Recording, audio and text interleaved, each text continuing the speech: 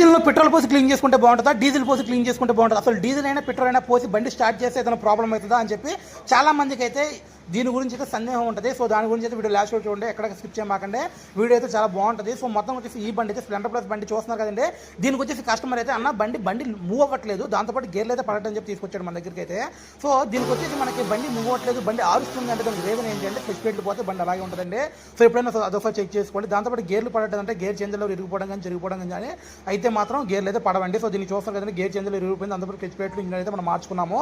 So ఎప్పుడైనా సరే అండి పెట్రోల్ పోసుకొని క్లీన్ చేసుకునే బళ్ళు అయితే మాక్సిమం బోర్కు వచ్చిన బళ్ళు చేసుకుంటే ఇబ్బంది ఉండదండి.